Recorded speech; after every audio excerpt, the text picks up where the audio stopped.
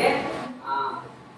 రెండో కొరింథీయులకు రాసిన పత్రిక 13వ అధ్యాయము 7వ వచనములో ఒక మాట చెప్తాడు. 5వ వచనం చదువుకుందాం. మీరు విశ్వాసము గలవారై ఉన్నారో లేదో మిమ్మల్ని మీరే శోధించుకొని చూసుకొనుడి, మిమ్మల్ని మీరే పరీక్షించుకొనుడి. మీరు భ్రష్టులు కాని ఎడల యేసు క్రీస్తు మీలో ఉన్నాడని మిమ్మల్ని గురించి మీరే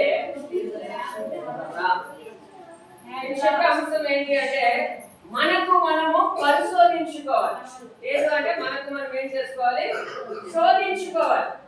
ఎలా అంటే మీరు విశ్వాసంలో ఉన్నారో లేదో పరీక్ష చేసుకోవాలి. నీ ప్రార్థన జీవితం ఎలా ఉందో చూసుకోవాలి. నీ విశ్వాస జీవితం ఎలా ఉందో చూసుకోవాలి. నీ ప్రవర్తన ఎలా ఉంది, నీ క్రియలు ఎలా ఉన్నాయి, నీ ఆలోచన ఎలా ఉన్నాయి, నీ నడవడిక ఎలా ఉంది, ఏం చేసుకోవాలి? పరీక్ష చేసుకోవాలి. చేసుకుంటున్నారా? హల్లెలూయా. సామెతల్లో అంటాడు, మీ సహోదరి ఆధారం చేసుకోనక మీ ప్రవర్తన అంతటిని ఆయన అధికారానికి అప్పగించమన్నాడు అన్నాడా? హల్లెలూయా. మరి అప్పగించారా? రోమాపత్రిక 12:1 అన్నాడు, సజీవ యాగంగా మీ ప్రాణాత్మ దేహాలను ఆయనకు ఏం చేయాలట? సమర్పించాలి. సమర్పిస్తున్నారా? హల్లెలూయా. అందుకే మన జీవితము, మన ఆత్మీయ స్థితి ఎలా ఉందో మనకు మనం ఏం చేసుకోవాలి? పరీక్షించుకోవాలి. ఎప్పుడైతే అలా పరీక్షించుకోవడం మొదలు పెడతావో ఈ స్థితి నీకు తెలుస్తుంది. లేదు అంటే వాక్యం వింటాము, విన్నట్టు మట్టిగా విడిచిపెడతాం. అందుకే యాకోబు పత్రిక 1వ అధ్యాయము 22వ వచనంలో అంటాడు, మీరు విను మాత్రమే ఉండక విని దాని ప్రకారము ప్రవర్తించాలి అంటాడు. హల్లెలూయా. హల్లెలూయా. నా వైపు చూడాలి. మీరు ఎక్కడో చూస్తే మీకు అర్థం కాదు. ఎక్కడో చూస్తే కదా. హల్లెలూయా. అంటే జ్ఞానేంద్రియాల్లో ప్రధానమైనది ఏంటి అంటే కన్ను. తెలుసా? జ్ఞానేంద్రియాలేనా కదా.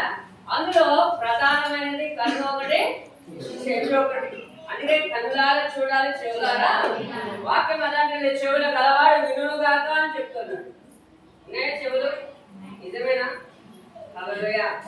చెవులు ఉన్నవాళ్ళు హల్లెలూయా. చెవులు ఉంటే దేవుడు ఎందుకు వాక్యం చెప్తాడు? చెవు గలవాడు వినును గాక అని. చెవులు లేవు కనుకనే మాట చెప్తాడు. ఎందుకు లేవు అంటే మనం వినటాన్ని మాత్రమే వింటున్నాం. వింటాం మనం ఇక్కడ మట్టుకే, తర్వాత ఇక్కడ నుండి ఇలాగ వెళ్ళిపోతున్నాం. ఎక్కడికో వెళ్ళిపోతుంది. మళ్ళీ ఎప్పుడు గుర్తుకొస్తున్నాం? మళ్ళీ ఆదివారం. హల్లెలూయా. వాక్యం అంటది మిమ్మల్ని మీరే శోధించుకొని చూసుకోనండి. మీరు విశ్వాసం కలిగి ఉన్నారా? లేకపోతే నీ ప్రార్థన జీవితం పడిపోయిందా? నీ ప్రవర్తన, నీ క్రియలు, నీ ఆలోచన, ఉద్దేశాలు దేవుని దృష్టికి ప్రీతికరంగా ఉన్నాయా? ఏం చేసుకోవాలి? పరీక్ష చేసుకోవాలి. ఎప్పుడైతే పరీక్ష చేసుకోవడం మొదలు పెడతావో అప్పుడు నీ స్థితి ఏమవుతుంది? మారిపోతుంది. హల్లెలూయా. హల్లెలూయా. దేవుని సన్నిధికి అనేక సంవత్సరాల నుండి వస్తాం, కానీ మన జీవితంలో మార్పు అనేది ఉంటుందా? హల్లెలూయా. మార్పు రావాలి, నూతనత్వం రావాలి. అందుకంటాడు కాదా, క్రీస్తు నందు నేడుగా వాడు నూతన సృష్టి. నూతన సృష్టిగా మనం మారుతూ ఉండాలి. ఎప్పుడు? ప్రతిదినము కూడా. ఎప్పుడు మారగలుగుతాం అంటే మనకు మనము పరిశోధించుకున్నప్పుడు, మన జీవితాన్ని మనం చూసుకున్నప్పుడు. వాక్యం ఇది మాత్రమే అన్నట సహజము అర్థములో చూసుకున్నట్టే కనుగొంటాం. హల్లెలూయా. హల్లెలూయా. అందుకే దేవుని యొక్క వాక్యము ద్వారా మన యొక్క హృదయ స్థితిని మనం తెలుసుకోవాలి. ఎందుకు? ఎంతమంది రోజు బైబిల్ చదువుతున్నారు? నాకంటే మీరు సెకండ్ చేస్తున్నారు. 1 2 3 4 అంతే. హల్లెలూయా. అంటాడు, నేను రేపు జామున లేచి దేవుని వాక్యాన్ని ధ్యానిస్తున్నప్పుడు ప్రభు మెదడు దొరికినంత ఆనందాన్ని పొందుతున్నాను. నీ వాక్యమే నన్ను బ్రతికించాను, నా బాధలలో నాకు నెమ్మదిని ఇస్తుంది అని చెప్తున్నాడు. ఏంటి వాక్యం? ఎవరు? దేవుడు కదా. మరి దేవుడు మనతో మాట్లాడడానికి సమయం ఎందుకు ఇవ్వట్లేదు? మనము మన బాధలన్నీ చెప్పేస్తాం, అయ్యా నాకు ఈ పరిస్థితి. మరి దేవుడు కూడా మనతో మాట్లాడడానికి అవకాశం ఇవ్వాలా వద్దా? మరి ఎందుకు ఇవ్వట్లేదు అంటే ఉదయమే చెప్పాను నేను. ఏంటి? నిజంగా దేవుని ప్రేమిస్తే కదా, నిజంగా దేవుని ప్రేమిస్తే నువ్వు దేవుని మాటలు కదా వింటావు, దాని ప్రకారం నడవగలుగుతావు. అంటే నువ్వు పరిశుద్ధ గ్రంథాన్నే చదవలేకపోతే నువ్వు ఎంత ప్రేమిస్తున్నావు దేవుణ్ణి కదా. మరి దేవుని ప్రేమించే విషయంలో కూడా మనం ఏం చేసుకోవాలి? శోధించుకోవాలి, పరీక్ష చేసుకోవాలి. హల్లెలూయా. ఈరోజు నువ్వు నేను క్రైస్తవులుగా చెప్పుకునే ఉపయోగం లేదు. అందుకే 2 తిమోతి 3:5 అంటాడు, పైకి భక్తి గల వారి ఉండి వారి శక్తిని ఆశ్రయించిన వారికి కూడా ఉండుము అంటాడు. మనం పైకి భక్తిగా ఉండకూడదు. మన భక్తి ఎవరు మెచ్చాలి? మందులోడు కాదండి.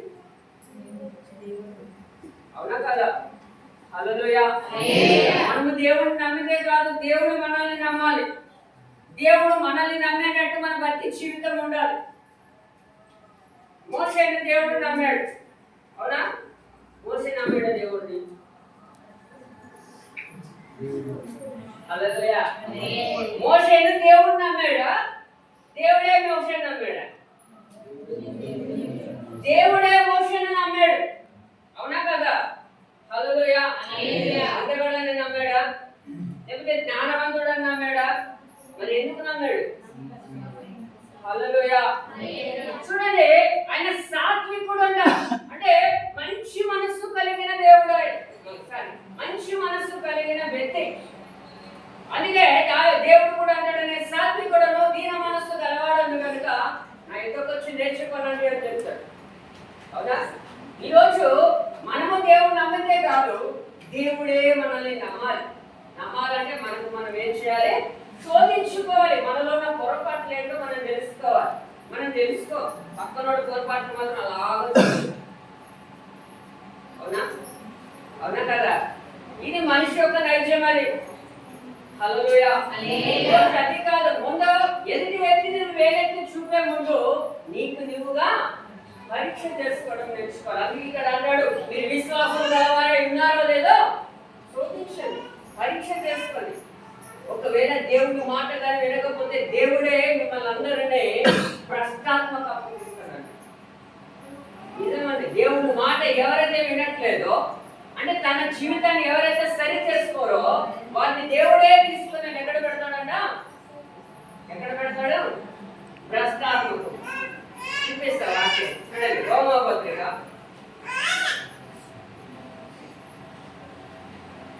ఏమంటారు అనుకుంటారా? రోమాపత్రిక 1వ అధ్యాయము 28వ వచనంలో మాట చెప్పబడుతుంది. చూడండి, మరియు వారు తమ మనసులో దేవునికి చోటిల్లా పోయేది కనుక చేయరాని కార్యములు చేయటకు దేవుడు భ్రష్ట మనసుకు వారిని ఎవరికి చోటు ఇవ్వలేదంట? దేవునికి చోటు ఇవ్వలేదు. హల్లెలూయా. అంటే వారికి వారు ఏం చేసుకోవట్లేదు, లోపడలే. వారికి వారు పరీక్ష చేసుకోవడం పోవటం వలన దేవుడే వారిని ఎక్కడ తీసుకెళ్తున్నాడట?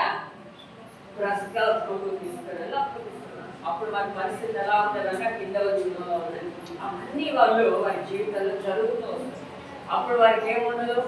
ఏముంటుంది? సమాధానం ఉండదు, సంతోషం ఉండదు, అన్నీ కోల్పోతారు. హల్లెలూయా. అందుకే ఈరోజు దేవుని బిడ్డలుగా మనం శోధించుకోవాలి. దేవుని యొక్క మాటలు శ్రద్ధగా వినడం నేర్చుకోవాలి.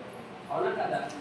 పైకి భక్తి గలవారిగా మనం ఎప్పుడు కూడా ఉండకూడదు. మన భక్తి ఇతరులను రక్షించాలి. మన భక్తి దేవుడు మెచ్చాలి. దేవుడు మెచ్చే రీతిగా నీనా భక్తి ఉండాలి, మనుషులు కాదు. హల్లెలూయా. వాక్యం అంటే ప్రభువునందు అతిశయించండి కానీ మనుషులను బట్టి అతిశయించకూడదు. కొంతమంది వారికి ఉన్న ధనను బట్టో, తనకున్న అందాన్ని బట్టో, లేకపోతే నేను బాగా వాడగలను అతిశయిస్తాను కదా. కొంతమంది నేను బాగా ప్రార్థన ఇచ్చిన బాసు గారు నాకే ప్రార్థన ఇస్తారు ఎవరికి లేరని కొంతమంది జరుగుతున్నారు. అవునా? మనం ప్రభువుని బట్టి ఎక్సర్సైజ్ నేర్చుకోవాలి. ఇంకొక మాట చూద్దాం. విడాప వాక్యాలు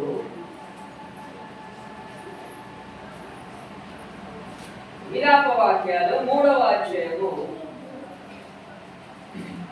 40వ వచనం ఒకసారి చదువుకుందాం.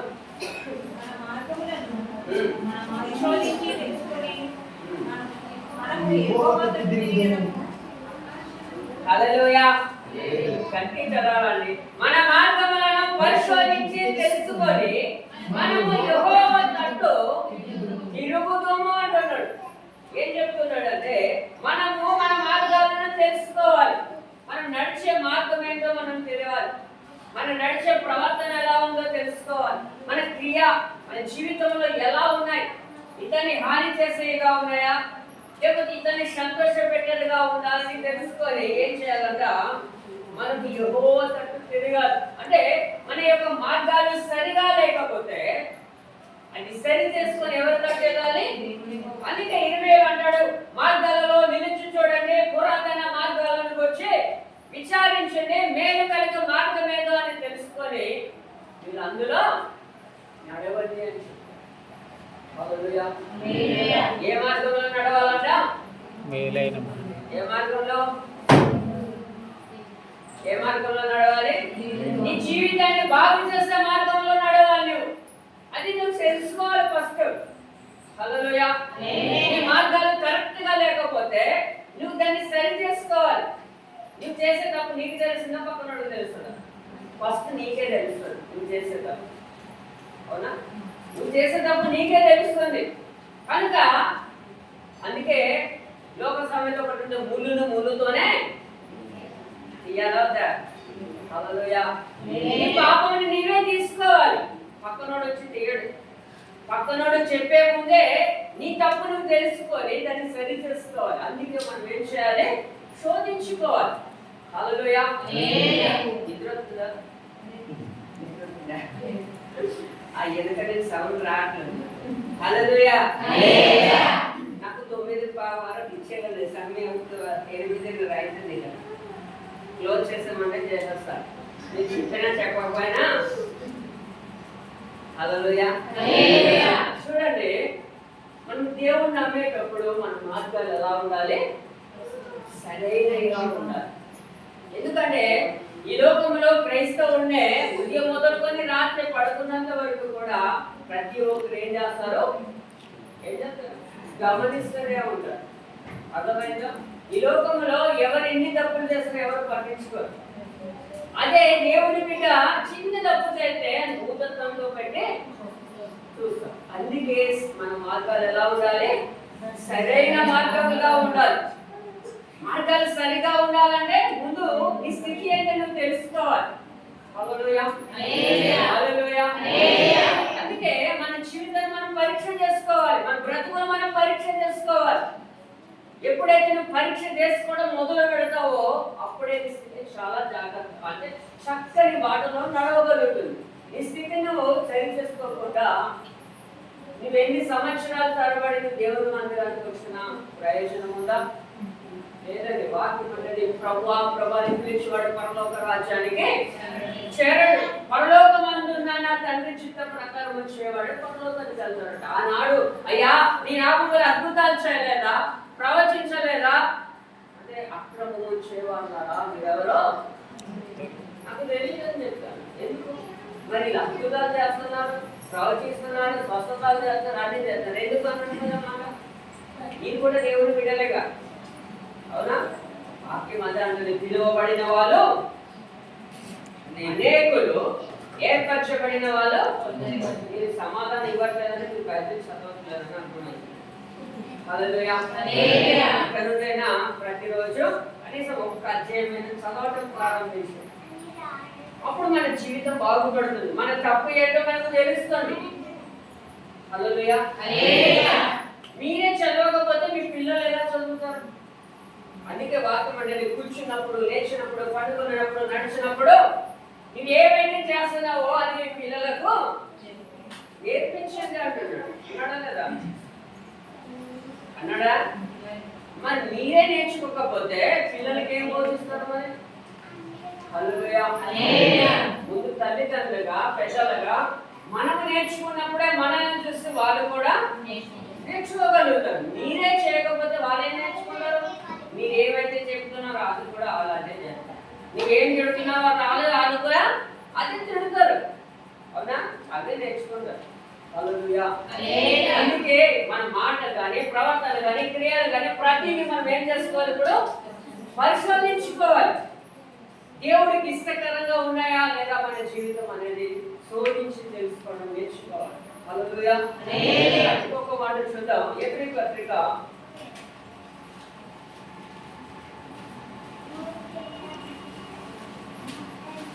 12వ అధ్యాయము 15వ వచనం చదువుకుందాం. మీలో ఎవడైనాను దేవుని కృపను పొందకుండా తప్పిపోవునేమో అని సేదైన ఏదైనాను మొలిచి కలవరపరచుట వలన అనేకులు అపవిత్రులై పోవుదురేమో అని చెప్తూ ఉన్నాడు. చూడండి ఇక్కడ ఏం చెప్తున్నాడంటే, మీలో ఎవడైనా దేవుని కృప పొందకుండా తప్పిపోతున్నారు. ఎందుకు తప్పిపోతున్నారంటే మీలో సేదైన వేరు, అంటే దేవుడికి ఇష్టం లేనిది మీలో ఏది ఉన్నా దాన్ని ఏం చేసుకోవాలన్నా తొలగించుకోవాలి. ఆ సేదైన వేరు నీ జీవితంలో ఉంటే దేవుని కృపకు మీరు పాత్రలు.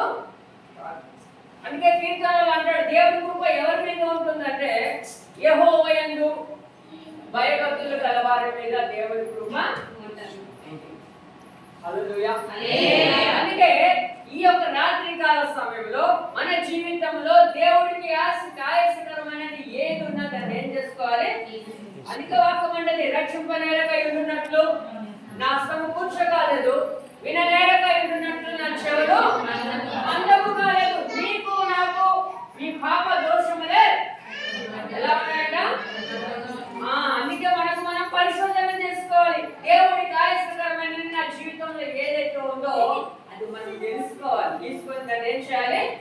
తీసిపారేయాలి. అప్పుడే దేవుని యొక్క కృప మన మీద నిరీక్ష ఉండదు.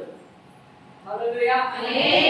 ఎవరు చేయగలరు అంటే దేవుని యందు భయభక్తులు కలిగిన వాళ్ళే ప్రతి దినము తాను ఏం చేసుకోగలరు? శోధించుకోగలరు, పరిశోధించుకోగలుగుతారు. హల్లెలూయా. ఈరోజు నువ్వు నేను మన జీవితాన్ని ఏం చేసుకోవాలి కదా? అత్త దగ్గరికి వెళ్ళి ఇలా చూసుకొని ఎక్కడ ఏది ఉందో చూద్దామని చూడండి కదా, ఎక్కడ తక్కువ అయింది నీకు పరీక్ష చేసుకుంటాం కదా. పెద్ద పెద్ద అద్దాలు కూడా వచ్చాయి కదా, నిలవడు అద్దాలు.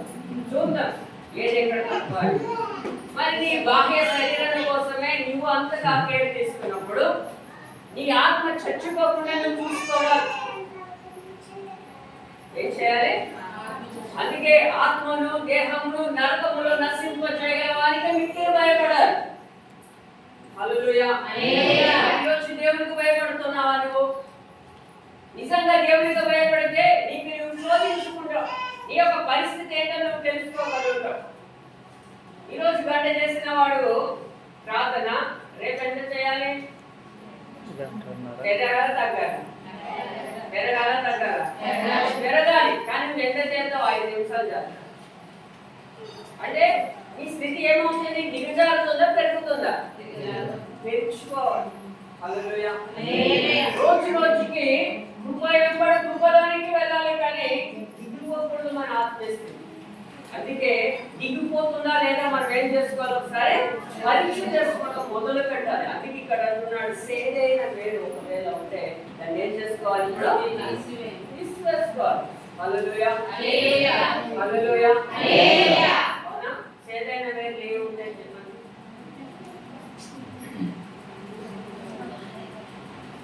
అబద్ధాలు కదా, సినిమాలు, సీరియల్స్, ఇంకా కోపము కదా, దొంగతనాలు, ఇంకా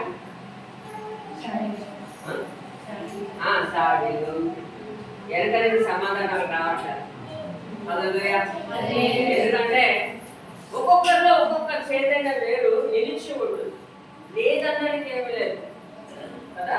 పక్క పరీక్ష చేసుకుంటే మీలో ఎంత లిస్ట్ వస్తుందో అంత లిస్ట్ వస్తుంది. ఒకసారి ప్రశాంతంగా ఒక స్థలంలో కూర్చొని మీలో ఏమైతే చేతి వస్తువులు ఉన్నాయో ఒకసారి అలాగా లిస్టు స్కేన్ చేసుకోండి. స్కేన్ చేసుకుంటే మొత్తం డీటెయిల్స్ అనేది బయటకు వస్తుంది.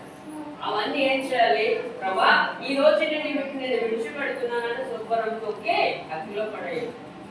అప్పుడు మరలా నువ్వేం రావాలి? స్థితిలో నూతనమైన స్థితిని జీవితానికి రావాలి. ఏ స్థితి రావాలి? అందుకే పౌలు అంటాడు, మీలో క్రీస్తు రూపము ఏర్పరచబడినంత వరకు మీ కొరకు నేను ప్రసవ వేదన. మనలో ఏ రూపం రావాలి? క్రీస్తు యొక్క స్వభావం రావాలి. ఎప్పుడు వస్తుంది? నీలో ఉన్న యొక్క చెడు అంతటిని తొలగించుకున్నప్పుడే క్రీస్తు రూపంలో మనం మార్చగలరు. లేదు ఎన్ని సంవత్సరాలను తరబడి నేను ఇన్ని సంవత్సరాల సీనియర్ అని చెప్పుకున్న ఉపయోగం లేదు. దేవుడు రాజ్యంలో సూర్యుడు. హల్లెలూయా. మన దేవుడు నమ్మేది ఎందుకు మరి? హల్లెలూయా. కాలక్షేపంగా దేవుడు నమ్మేది ఎందుకు మరి? వెనక లైన్ వచ్చింది. హల్లెలూయా. ఎందుకు నమ్ముతున్నాం దేవుడిని? ఎవరైనా బయట వచ్చి మీరు ఎందుకు నమ్ముతున్నారంటే ఏం చెప్పిన సమాధానం చెప్తారు? హల్లెలూయా. చెప్పండి, మీరు ఎందుకు నమ్ముతున్నారు దేవుడిని?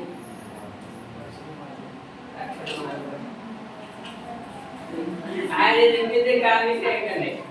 హల్లెలూయా. కాఫీలు పనికిరావు, కాఫీలు పేస్ట్ పనికిరావు. ఎందుకు నమ్మాలి అంటే మనం నమ్మేది ఎందుకు అంటే దేవునితో నిత్య సంతోషాన్ని పొందడానికి కదా. ఒకవేళ మనం చనిపోతే నరకంలోకి వెళ్ళి వేదన పడే కన్నా దేవునితో ఆనందించడానికి దేవుని నమ్ముతున్నాం. అంతేనా?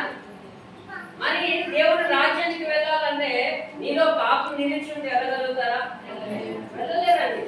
చిన్న పాపమున్న దేవుని రాజ్యానికి చోటు లేదు. అందుకే మనకు మనం ఏం చేసుకోవాలి? పరీక్ష చేసుకోవాలి. ఎందుకంటే దేవుడు ఉండవలసిన స్థలంలో ఎవరు ఉంటున్నారు? ఇప్పుడు అపవాది ఉంటున్నాడు. అందుకే మార్కు సువార్త 7వ అధ్యాయము 21 నుండి 23వ వచనంలో చూస్తే అక్కడ చాలా ఉన్నాయి. అవన్నీ మనిషి యొక్క జీవితాన్ని నాశనం చేస్తున్నాయి. మనిషి యొక్క జీవితాన్ని అపవిత్రపరుస్తున్నాయని చెప్తాడు. 7వ అధ్యాయము మార్కు సువార్త 21వ వచనం నుండి 23వ చదువుతారండి. ఎందుకంటే టైం లేదు, నాకు ఇచ్చిన టైం కూడా అయిపోతుంది. హల్లెలూయా. హల్లెలూయా. ఎందుకంటే నాకు సమయం పాటించడం చాలా అలవాటు. ఎందుకంటే ఇంకో మళ్ళీ చిన్న వర్క్ ఉంది కనుక నేను త్వరగానే క్లోజ్ చేస్తా. చూడండి, అక్కడ అన్నాడు 21 నుండి 23 వరకు చూస్తే చాలా ఉన్నాయి అక్కడ. ఒకవేళ అవన్నీ మీలో ఉన్నాయేమో ఏం చేసుకోవాలి? మనం ఇప్పుడు తొలగించుకోవాలి. తొలగించుకుంటేనే దేవుని యొక్క కృప నీ మీద నా మీద అమితంగా ఉంటుంది. లేదు అంటే దేవుని యొక్క రాజ్యాన్ని మనము కోల్పోతాం. హల్లెలూయా. హల్లెలూయా. చూద్దాం ఒక మాట.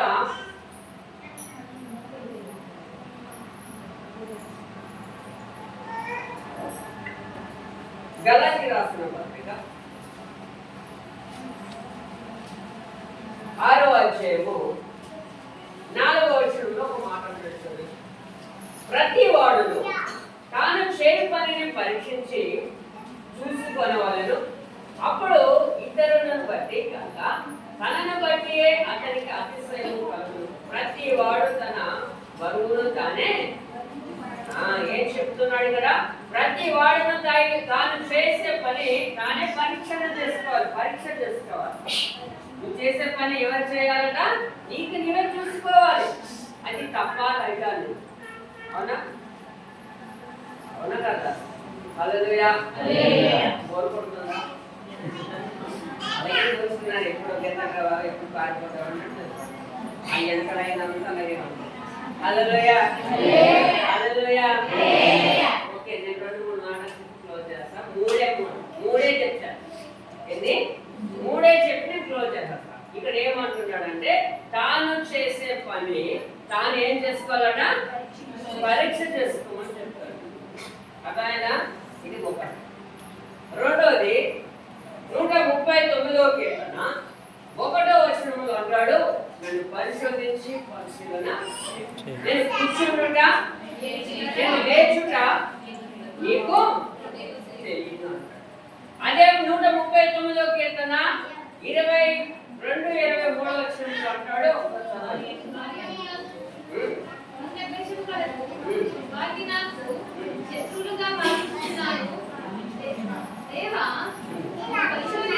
నన్ను పరిశోధించి నా హృదయమును తెలుసుకొనుము, నన్ను పరీక్షించి నా ఆలోచనను తెలుసుకొనుము, కాయస్థకరమైన మార్గము నా ఎంతసేమో చూడుము, నిత్య మార్గమున నన్ను నడిపించు. హల్లెలూయా. మొదటి వచనం ఏం చెప్పాడు? యెహోవా నన్ను పరిశోధించి తెలుసుకొని ఉన్నావు, నేను కూర్చునిగా నేను లేచుట నీకు తెలియదు అంటున్నాడు. ఎవరు?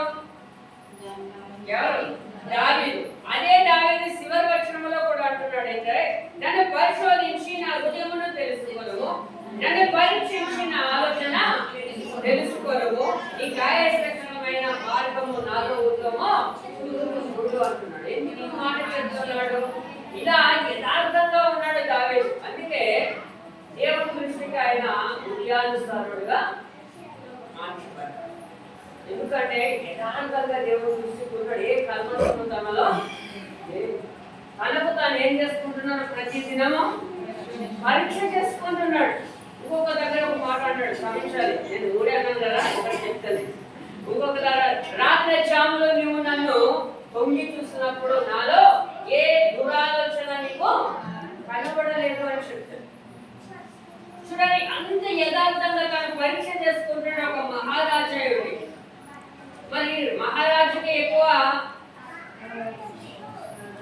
బాధ్యత ఉంటుందా? నీకు నాకు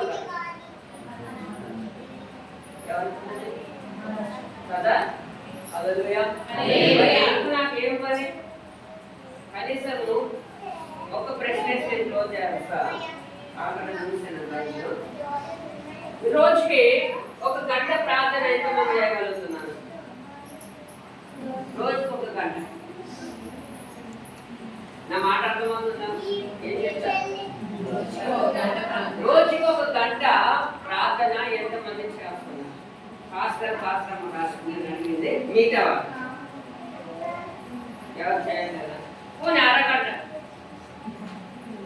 1, 2, 3, 4 అంటే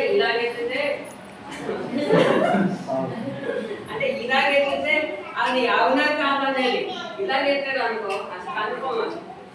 హల్లెలూయా. ఎందుకంటే మీరు చేతులు ఎందుకు ఎవరితో చూస్తున్నారు? దేవుడు చూస్తున్నాడు. అది దేవుడు మిమ్మల్ని ఏం చేస్తాడంటే స్థిరపరుస్తాడు. ఇంకా అది మనం నేర్చుకోవాలి. మరి దేవునితో సహవాసం ఎలా పెరుగుతుంది మనకు?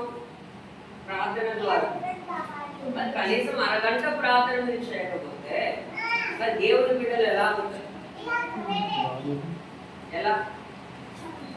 దేవుని రాజ్యాన్ని మనం సంపాదించుకోగలమా?